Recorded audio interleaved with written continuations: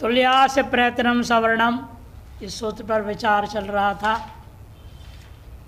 दो दृष्टांत हो गया अकार को लेकर के, दंडाग्रम खटवा अग्रम।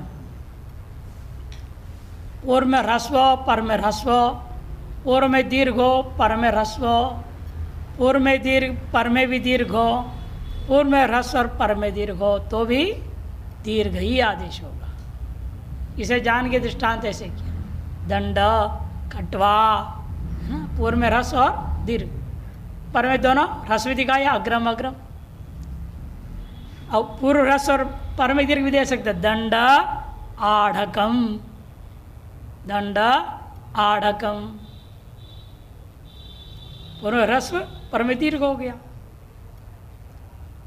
अब पूर्व दीर्घ पर में ह्रस्व तो दे दिए हैं, अब पूर्व में दीर्घ हो पर में भी दीर्घ हो, दोनों दीर्घ दृष्टांत हो। खटवा आढ़कम, खटवा में भी दीर्घ हो गया, आढ़क में भी दीर्घ हो गया, तो भी दीर्घ ही आदेश होता है, आ ही आदेश होगा। वेद में तो इन चारों का अलग अलग नाम है, अलग नाम भी रख दिया है चारों दीर्घों का। अब इकार का दृष्टांत दे रहे, यदि धन इदम, यदि धन इदम, यदि का ई है, इदम में भी ई है, दोनों ह्रस्व विकार है। और दोनों का स्थान क्या है? तालु। दोनों का प्रयत्न विवृत, अतः स्थान और प्रयत्न दोनों बराबर हो गया, अतः दोनों का परस्पर सवर्ण संज्ञा है। सवर्ण संज्ञा होने से पूर्व में रहने वाले ई को हम क्या मानेंगे? अक, और पर में रहने वाले इदम की ई को सवर्ण अच मानो। दोनों इकारों के इसलिए अका सवर्णे दीर्घ, दीर्घ एकादश हो जाएगा। यदि दम बनेगा, यदि धन इदम मिल गए, यदि इदम एक पद बन जाएगा। अब पूर्व में दीर्घ पर में भी दीर्घ का दृष्टांत दे रहे, देखो, कुमारी धन ईशा, कुमारी धन ईशा, कुमारी में दीर्घकार है, अंत में ईशा में भी दीर्घकार है। दीर्घकार का स्थान और प्रयत्न तालु और विवृत, पर में भी दीर्घ ही है, तो उसका भी स्थान और विवृत बराबर स्थान बराबर प्रयत्न, परस्पर क्या हो जाएगा? सवर्ण संज्ञा। सवर्ण संज्ञा होने से पूर्व को पर को सवर्ण अच मानूंगा, ताका सवर्णे दीर्घ, कुमारी शहर बने। ये दो दृष्टांत इकार का दिए।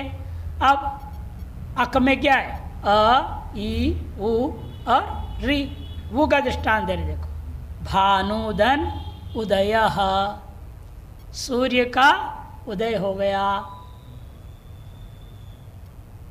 यदि यह है, यदि इदम मने कुमारी का ईश, कुमारी का स्वामी, सूर्य का उदय, भानुधन उदय, भानु में भी उकार ह्रस्व है, उदय में भी उकार ह्रस्व है। दोनों उकारों का स्थान क्या है? ओष्ठ, और प्रयत्न विवृति रहेगा, सभी स्वर वर्णों का प्रयत्न विवृत है, तो स्थान प्रयत्न बराबर होने से परस्पर सवर्ण संज्ञा हो गया। उसे पूर्व में उकार जो भानु का उकार है उसको हम क्या मानेंगे? अक, और पर में जो उदय का उकार है उस सवर्ण अच कहूँगा, तब अक का सवर्ण दीर्घ से दीर्घ भानुदय, मधुदन उदकम, मधुदन उदकम, मधुच तद उदकंच, यहाँ पर द्वंद्व समास, विशेषण विशेष भाव, दोनों नहीं, विशेषण विशेष भाव समास। मधु मने मीठा, उदकम मने जल, मीठा जल, विशेषण इसलिए जल का विशेषण है मधु, मिठास बताने के लिए। तो मधु धन उदकम, मधु में धकार उत्तर उकार का स्थान है, पुनः ओष्ठ, प्रयत्न विवृत, और उदकम का भी उकार का स्थान है ओष्ठ, और प्रयत्न है विवृत। स्थान प्रयत्न बराबर होने से तुल्य हो गया, तुल्य से परस्पर सवर्ण संज्ञा। सवर्ण संज्ञा होने के बाद विचार करते हुए मधु के उकार को मानूंगा अच, न अक, अक मानना पड़ेगा, और पर में जो उदय के उकार को सवर्ण अच मानना पड़ेगा। है ना। और एक मत अंत में सिद्धांत कहेंगे अको की दीर्घ बनाओ, अको अकी यथासंग लगा देंगे और दीर्घ कर दो। अब दोनों के साथ नया दीर्घ एकाश हो तो मधुदकम ये बनेगा। ऋकार का दृष्टान दे रहे, कर्तृ धन ऋकार, माने कर्तृ शब्द का अवयव जो ऋकार, कर्तृ इस शब्द का अवयव जो ऋकार, इस अर्थ में षष्ठी तत्पुरुष समास कर्तु ऋकार माने कर्तृ शब्द के ऋकार। तो कर्तृ धन ऋकार, ऋ का स्थान है मूर्धा, ऋतुषान मूर्धा, ऋ का स्थान मूर्धा और उधर पर में ऋकार है उसका स्थान मूर्धा, दोनों का प्रयत्न बराबर विवृत, अतः दोनों का परस्पर सवर्ण संज्ञा हो गया। पूर्व जो कर्तृ का री है उसको मानेंगे अक, पर में जो ऋकार है उस री को मानेंगे सवर्ण अच्छ, अका सवर्ण दीर्घ, दीर्घ एकादेश हुआ तो कर्तृकार बना, कर्तृकार दीर्घ री होता है इसलिए दृष्टांत। और अक में बच गया लृ, लृ बच गया ना, और लृ का कोई सवर्ण दीर्घ होता नहीं, लृ का दीर्घ ही नहीं, ऋकार से दीर्घाभावात कर चुके हैं, लृ का दीर्घ नहीं होता। लेकिन इसका मतलब कि लृ के साथ सवर्ण दीर्घ एकादेश का दृष्टांत ही नहीं मिलेगा।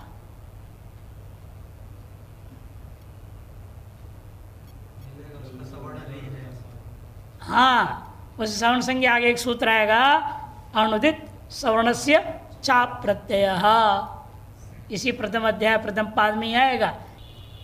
अनुदित सवर्ण से चा प्रत्यय, वो री और री का परस्पर सवर्ण संज्ञा के ग्रहण कराने वाला शास्त्र है, उसको ग्रहणक शास्त्र बोलते हैं। जो अब जैसे क्या है उसके बिना हम लोग बोल तो रहे हैं यहाँ पर, दीर्घ और रस अ का सवर्ण संज्ञा कौन करेगा, सवर्ण का ग्रहण कौन कराता है,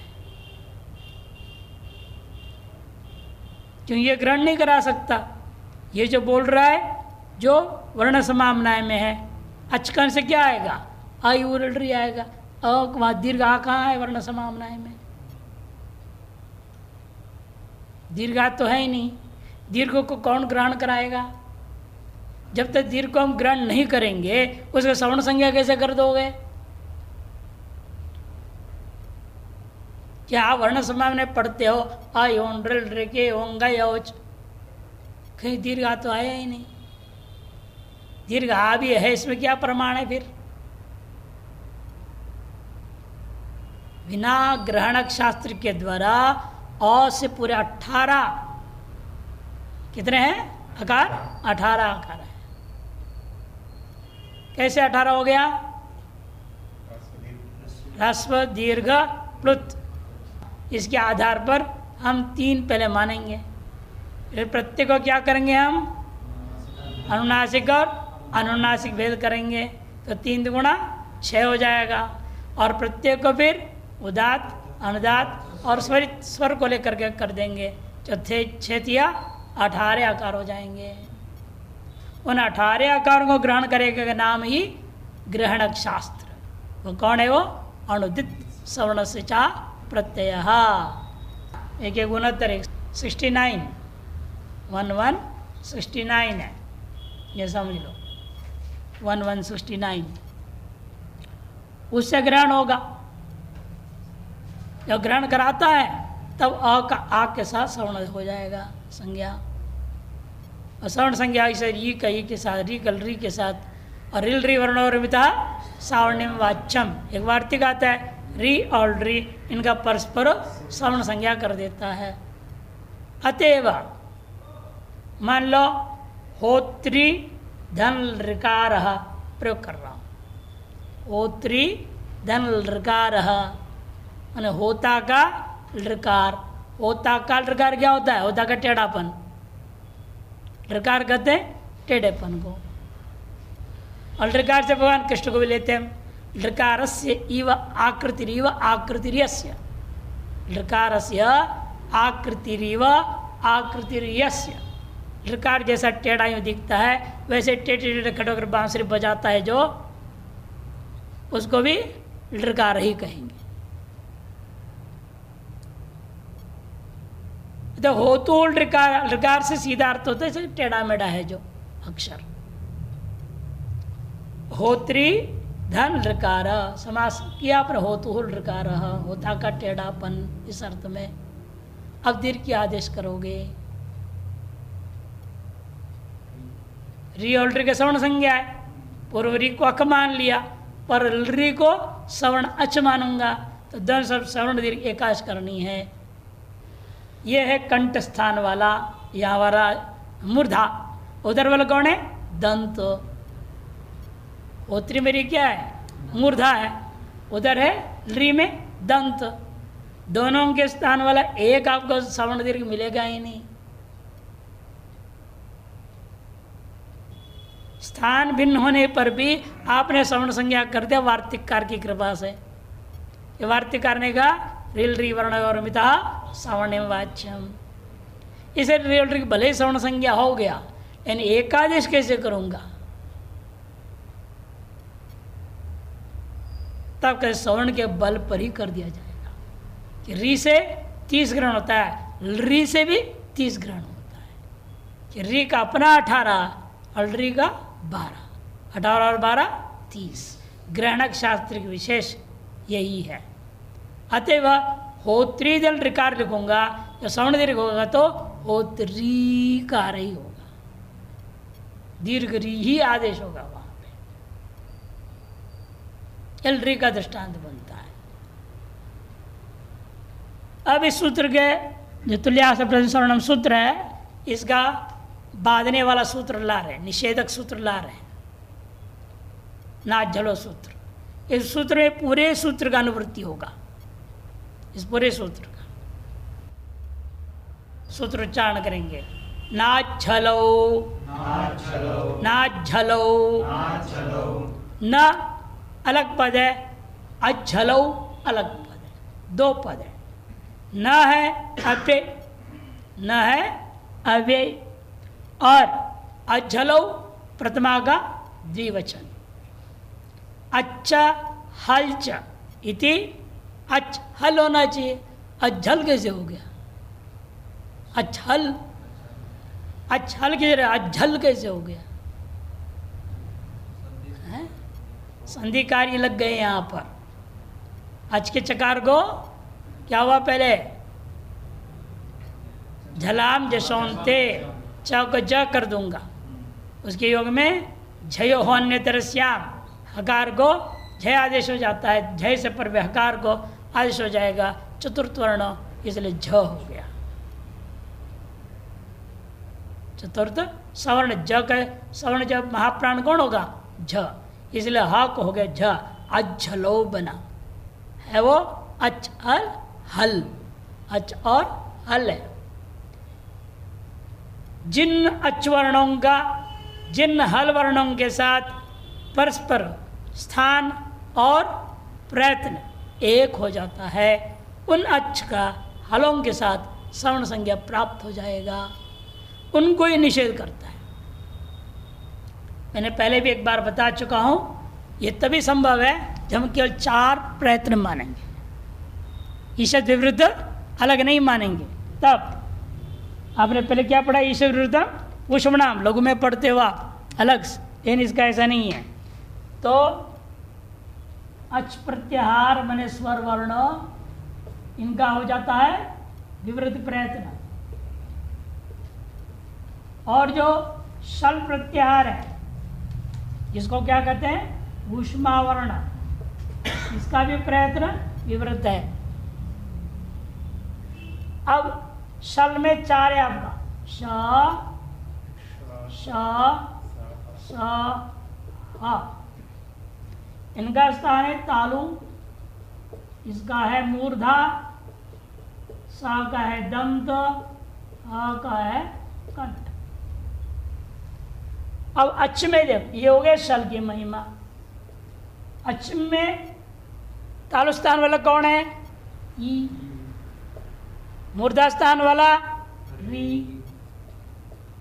दंत स्थान वाला री और कंठ स्थान वाला अकार। अब इनका स्थान बराबर हो गया और प्रयत्न भी दोनों का विवृत है, अतएव इकार और शकार का सवर्ण संज्ञा हो जाएगा। तुल्या से प्रयत्नम सवर्णम। जब आस्य बराबर हो गया तालु और प्रयत्न भी विवृत दोनों का बराबर हो गया, आस्य और प्रयत्न दोनों बराबर होने पर सवर्ण संज्ञा हो जाता है। इसलिए इकार और शकार का, ऋकार और मूर्धन शकार का, ऋकार और दंत शकार का एवं अकार और अकार का सवर्ण संज्ञा होना प्राप्त है। यदि हम शल का प्रयत्न बदल दे, ईशद विवृत कहा दे तो प्राप्त नहीं होगा। इसलिए अष्टाध्याय क्रम के अनुसार अध्ययन करने में 4 ही प्रयत्न माना जाता है। कौन से? स्पृष्ट, ईश स्पृष्ट, विवृत और संवृत। स्पृष्ट इनका होता है 25 वर्ण, क से म तक। ईशद स्पृष्ट ये है यण का, यावराला, ठीक है। और विवृत उरेच का और समृद्ध केवल अकार का। ह्रस्वस्य वर्णस्य विवृतम प्रक्रियादेशम, समृद्धम प्रयोगदेशम। प्रयोग हेतु समृद्धम एवं कहा है।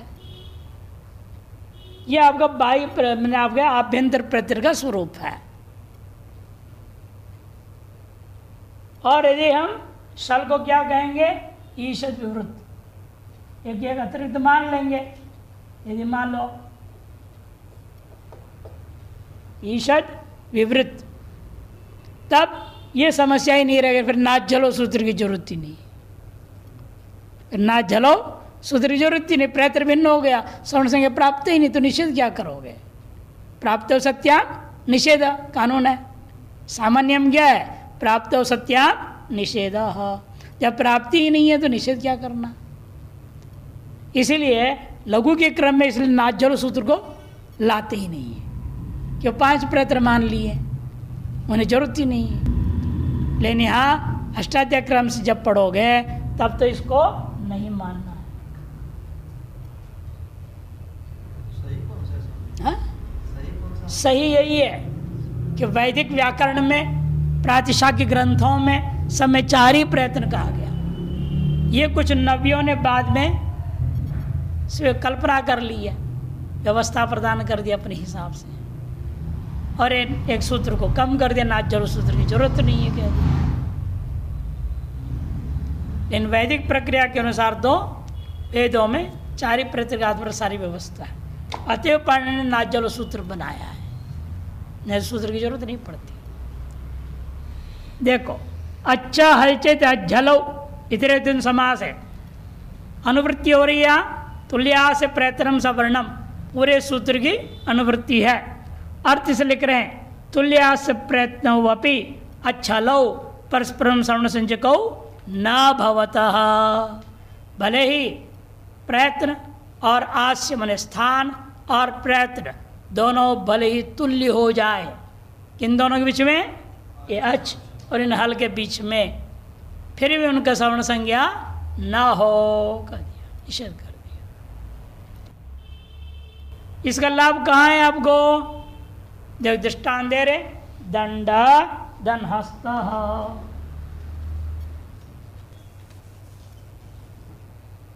देख लो, दंड दन हस्त।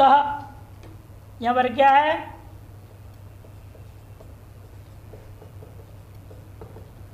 अ है ना, इधर है अकार।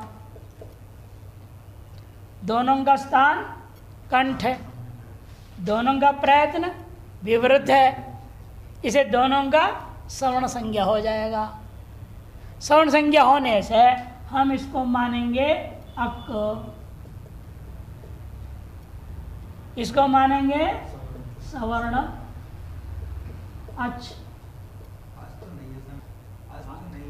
अस्तमान सवर्णत्वाद समान धर्म हो जाएगा। सूत्र लगेगा तो नहीं, क्यों नहीं लगेगा? हल है बात में यदि नहीं लगेगा प्राप्ति नहीं होगा कोई कार्य। या का सवर्ण दीर्घ प्राप्त हो रहा है, इसके सवर्णत्वादेव उसमें अस्तरम भी मान लेंगे। ऐसे मान सकते। हाँ, तभी तो दोष आ रहा है। दोष दूर करने के लिए तो पाणी को नाचल सूत्र बनाना पड़ा, नहीं तो दंडास्त बनेगा यहाँ। भाई और हा किस दीर्घ क्या, हा का दीर्घ तो होता नहीं, हा का दीर्घ आदेश होगा ना, रूप क्या बनेगा दंडास्त, और हा के जगह पर दीर्घ आ बैठ जाएगा। और ना हो इसलिए कह रहे ना झलो,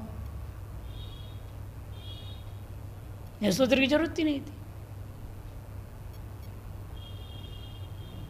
सवर्ण साथ उसके साथ सवर्णत्व के साथ में तद धर्म को भी स्वीकार कर लेंगे, तभी आपत्ति है, नहीं तो आपत्ति नहीं है।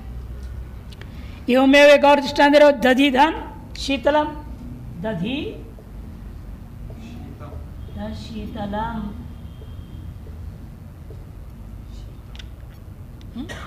शीतम शीतलम कोई बात, अर्थ एक ही है। शीतम है क्या यहाँ? हमको तो रटा हुआ शीतलम याद है, यहाँ इधर इसमें शीतम है। सिद्धांत कौन में है शीतलम, सिद्धांत कौन। अब यहाँ पर देखो ये है श है, यहाँ भी वही है, दोनों का स्थान तालु, दोनों का जो है प्रयत्न विवृत बराबर से सवर्ण संज्ञा। यदि हम कर देते तो इसको मानूंगा, इसको मानूंगा सवर्ण, अच्छा तो क्या हो जाएगा दधीतम बन जाएगा, अनिष्ट रूप बनेगा। इसलिए कहीं दोनों की सवर्ण संज्ञा ना हो, अतः स्थान में कुछ भी कार्य नहीं होगा सवर्ण संज्ञा न होने से। और भी दो दृष्टांत दे रहे, देखिए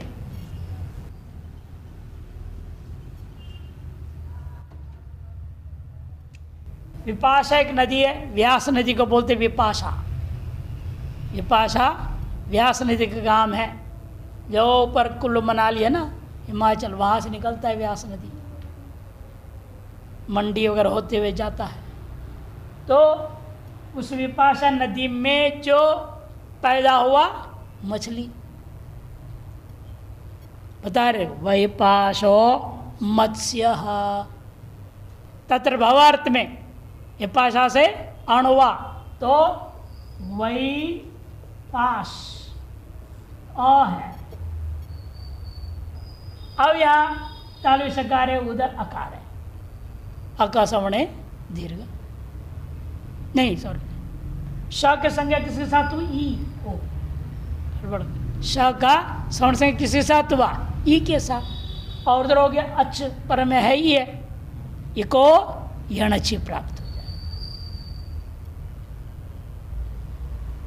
इसमें क्या मानेंगे, श में ई के साथ श का सवर्ण संज्ञा है, सवर्ण से इसमें भी क्या हो जाएगा इकत्व आ जाएगा। इक्त्व आने से इको यणचि से यण हो जाएगा, श को यो हो जाएगा उल्टा। रूप बनना चाहिए वही पाशम, है ना, पुलिंग वही पाश मत्स्य, माँ के कारण से होकर वही पाशो मत्स्य लिखा है उन्होंने। अब यहाँ पर ये कह श के साथ सवर्ण संज्ञा होगा तो इको यणचि से यण हो जाएगा। अतः ये और श की सवर्ण संज्ञा निषेध करने के लिए सूत्र बनाया गया है ना झलो। एवं अनुडुहम में देखो, अनुडह अनुडह इदम, इस अर्थ में आ न डू अप्रत्यय, हमें दोनों दिखाना है, वो और हा, इन दोनों के बीच में यण प्राप्त होगा और इन दोनों का बीच में दीर्घ प्राप्त होगा।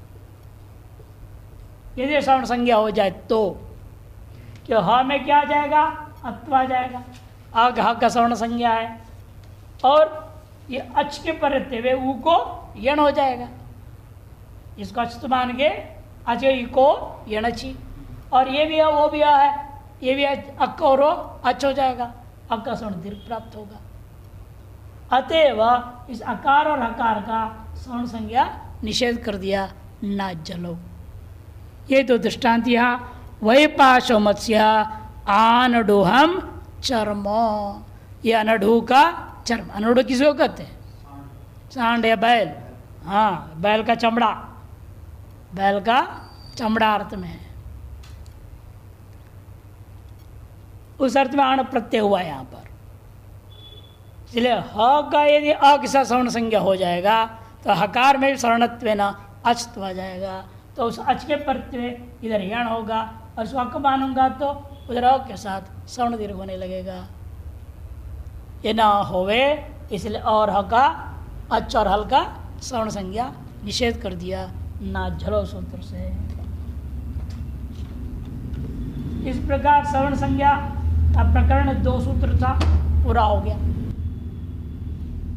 अब 8 सूत्रों का एक प्रकरण आता है, यहाँ से 8 सूत्रों का एक प्रकरण है, प्रगृह्य संज्ञा। क्या है, प्रगृह्य संज्ञा का प्रकरण है। 1-11 से 1-18 सहित तक जाएगा। और प्रगृह्य संज्ञा का मुख्य फल है प्रकृति भाव हो जाना, कि नियम है ना, या संज्ञा सा फलवती। जो भी हम संज्ञा कर रहे हैं यहाँ, वो सब कहीं न कहीं आगे जा करके विधि सूत्रों से फल मिलना है। अब जैसे हर एक संज्ञाओं को आपने देखा, यहीं पर उन फल भी दृष्टांत के द्वारा दिखा रहे हैं। सवर्ण संज्ञा का भी फल दिखा दिया, और ये सब यहाँ अभी जो कुछ कर रहे हैं आप, ये सब कैसे संज्ञा है, अनवर्त संज्ञा। वृद्धि संज्ञा आपने पढ़े, गुण संज्ञा पढ़े है या नहीं, फिर संयोग संज्ञा आ गया, अनुनासिक संज्ञा, फिर सवर्ण संज्ञा। इतनी संज्ञा अभी तक हुई है आपके 10 सूत्रों में। अब आगे 8 सूत्रों में एक प्रगृह्य संज्ञा ही चलेगा, और प्रगृह्य संज्ञा का फल है प्रकृति भाव। प्रकृति भाव का मतलब क्या होता है, हाँ मने व्याकरण भाषा में, हाँ संधि कार्य आदि जो भी प्राप्त है नहीं होगा, अर्थात सीधे शब्द में कहो विकार नहीं होगा। इसका अर्थ क्या होता है, विकार नहीं होगा। अभी कोई यण हो गया मैंने विकृत हो गया ना, विकार हो गया। व्याकरण भाषा में क्या कहते हैं, विकार। विकार ना होने का नाम प्रकृति भाव। प्रकृति मैंने जो उसका अपना स्वरूप जैसे था उसी भाव में रह जाना, माने विकार का ना होना, संधि कार्य आदि ना होना, ये फल है इसका। पहला सूत्र आरंभ होता है इसका, ईदूदे द्विवचनम प्रगृह्यम, ईदूदे द्विवचनम प्रगृह्यम,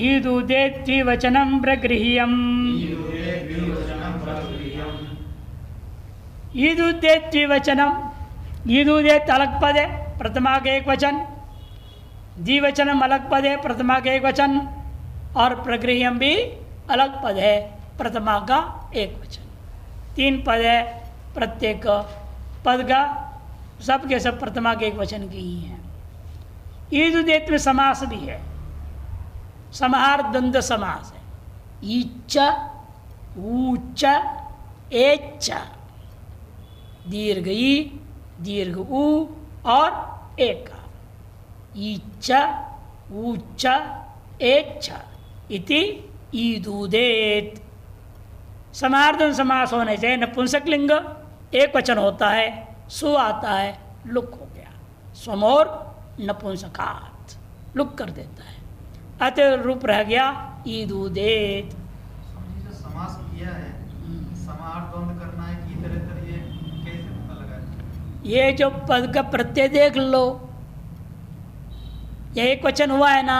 हाँ हाँ, तो देख के हमें पता हाँ, लग रहा है कि समाहार द्वंद्व। हाँ, जैसे हमारे पास ये विग्रह दिया है, तो मुझे मतलब समाहारी करना है, मैं ऐसा क्यों सोचूं? इधर इधर नहीं क्यों? ये विशेष विशेषण भाव देखना पड़ेगा। प्रक्रियम एक वचन की बहुवचन है। एक वचन तो उस हिसाब से आज हमारे संज्ञा जो विधान कर रहा हूँ विधेय के अनुसार उद्देश्य चलेगा ना, भिन्न कैसे हो जाएगा? तो इसीलिए हमेशा उद्देश्य विधेय का अभेद बनाए रखने के लिए करना पड़ता है। कहीं कहीं इसका अपवाद भी होता है, जैसे हलो अनंतराह संयोग, हला बहुवचन है, अनंतरा भी बहुवचन है, संयोग प्रतिवाचक वचन है, लेकिन वह समास नहीं, इसलिए हमें कोई चिंता नहीं। असमास है क्या? नहीं है। ये समास में ये विशेषता होती है, हम विधेय जो है उसके अनुसार हमें वो विशेषण का व्यवस्था देनी पड़ती है।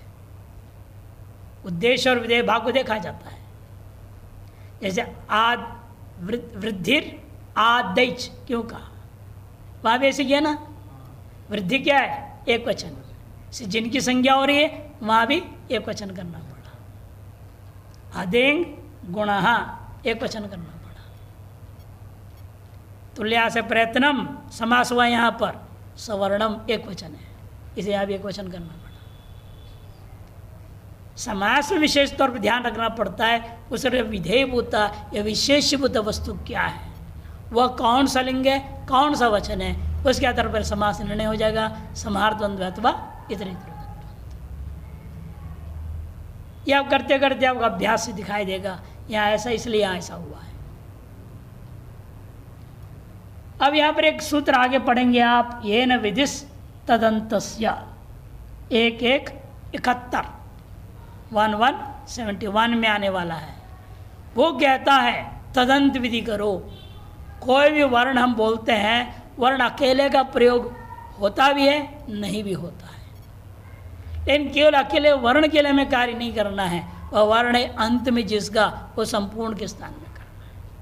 इसको कहते तदंत विधि कहते। तदंत ईकारांत, ऊकारांत और एकारांत, ये अर्थ निकालने के लिए वो सूत्र लगाना पड़ता है जो आगे आने वाला है। येन विदिस तदंतस्य, जिस वर्णादिवाचक शब्द को लेकर के विधि किया जा रहा है वह विधि हमेशा तदंत में ही लागू होता है। अतः आगे लिख कर देखो, ईदाद्यंतम द्विवचनम, ईदाद्यंतम द्विवचनम शब्द स्वरूपम प्रगृह संयम भवति। ईकारांत, ऊकारांत और एकारांत जो द्विवचन है, तार द्विवचनों का प्रगृह संज्ञा हो जाता है शब्द स्वरूप का। द्विवचनम प्रगृह संयम भवति। उदाहरण दे रहे हैं, जैसे अग्नि शब्द का द्विवचन का रूप क्या है? अग्नि ही, अग्नि, अग्नयः। जब द्विवचन को बोलता है अग्नि, दीर्घिकार रहेगा, अतः प्रथमा का द्विवचन है। ईकारांत द्विवचन है यह, इसे क्या हो जाएगा? प्रगृह संज्ञा। पर मेरा क्या रखा है इन्होंने? अग्नि इति।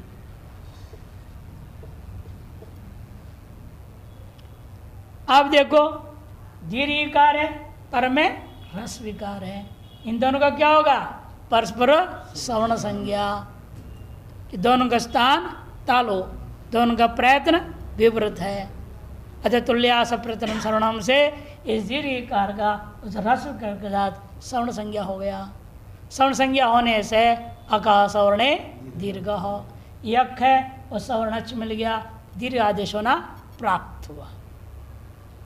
जब प्राप्त हुआ तो प्लुत प्रक्रिया अचिनित्यम, एक सूत्र है, प्लुत प्रक्रिया अचिनित्यम, प्लुत संज्ञा वाले और प्रकृति संज्ञा वालों को अच के पढ़ते हुए नित्य ही प्रकृतवा हो जाएगा।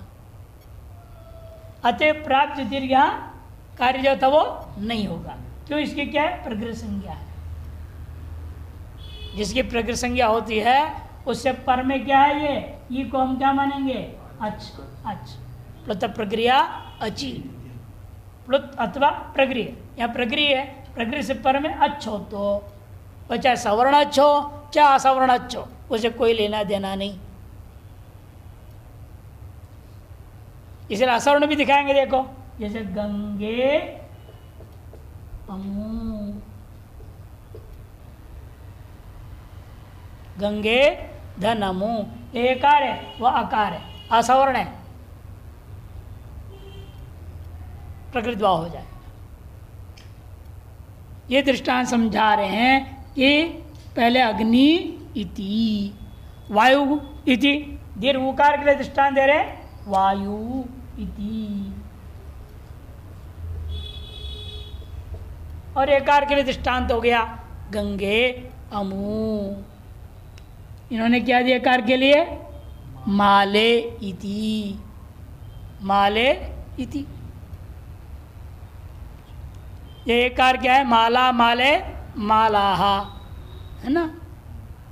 वायु वायु वायवः, ये रूप चलता है। अतएव यह अग्नि शब्द, वायु शब्द और माले शब्द अथवा गंगा गंगे, गंगा गंगे शब्द, ये सब क्या है? द्विवचनांत है। ईकारांत द्विवचनांत, उकारांत द्विवचन और एकारांत द्विवचन। ऐसे कि प्रकृति संज्ञा होने से पर में जब इति है या अमु है या कोई भी असवर्ण अच्छो सवर्ण अच्छो, कोई भी अच्छ पर में रहते हुए प्रकृति भाव हो गया। प्रकृति भाव होने से प्राप्त जो भी कार्य है वह कार्य नहीं होता। ये लाभ है। अब यहाँ पर एंग पदांतादति वास्तव में प्राप्त होता है। ये चो को बात करके एंग पदांतात, पदांत है ना, उसे पर में आते एंग पदांत से क्या होता है? पूर्व एकादेश, पूर्व एकादश प्राप्त हो जाता है, वह नहीं होगा, यथावत रह गया, विकृति नहीं हुई, ये इसका फल है। यहां से प्रक्रियम का अनुवृत्ति पूरे 18 तक जाएगा। सबकी प्रकृति संज्ञा करना है ना हमने, इसलिए 18 तक प्रक्रियम का अनुवृत्ति हो जाएगा। लेकिन ईद उदेत का वहां तक नहीं जाएगा। ईद उदेत का अनुवृत्ति केवल अधसो मात तक जाएगा। ईद उदेत